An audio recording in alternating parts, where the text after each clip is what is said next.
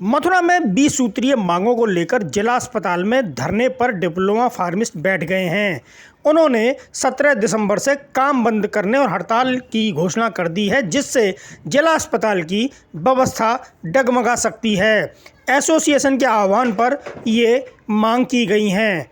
उन्होंने आज INS India को इस धरना प्रदर्शन के बारे में संपूर्ण जानकारी दी। देखिए ओमवीर सारस्वत की एक रिपोर्ट। खबरें जो आपको सीधे जोड़ती हैं हमसे,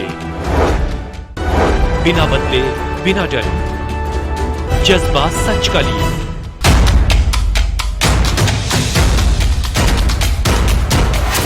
सच दिखाते हैं।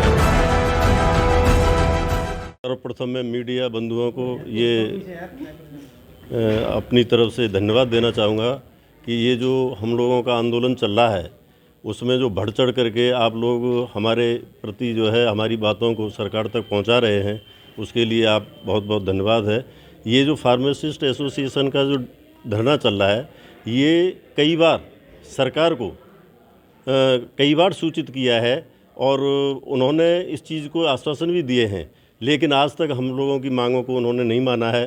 कुछ मांगें हमारी बिल्कुल जायज़ हैं, नॉन फाइनेंशियल हैं, लेकिन उस पर भी गवर्नमेंट ध्यान नहीं दे रही है।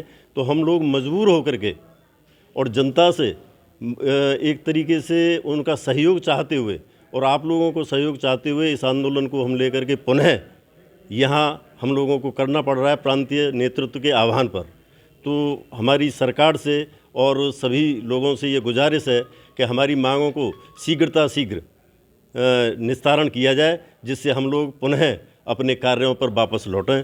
धन्यवाद। मुख्य मांग क्या है? मुख्य मांग है, सबसे बड़ी चीज़ तो मुख्य मांग है हमारी NPS की है।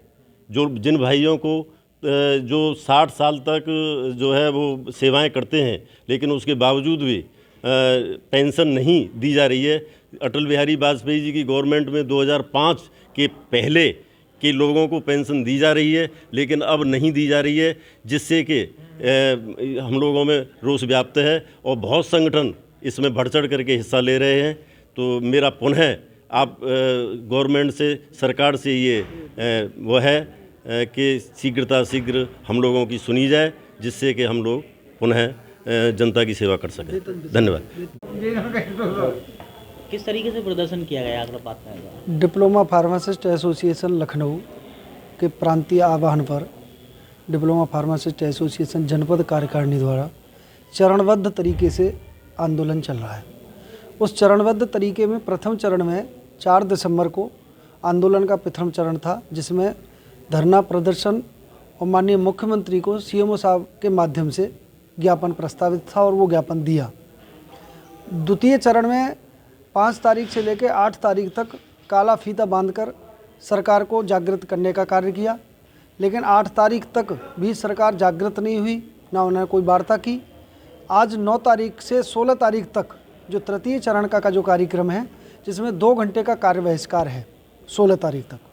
और जब 16 तारीख के बाद भी सरकार नहीं मानती है, तो 17, 18, 19 को पूर्ण कार्यबंदी हमारी प्रस्तावित है। और 19 तारीख तक भी सरकार नहीं मानती है तो 20 तारीख को पूर्णकालिक बंद हो जाएगा, जिसमें इमरजेंसी और पोस्टमार्टम सुविधाएं सारी प्रभावित होंगी, सारी बंद हो जाएंगी।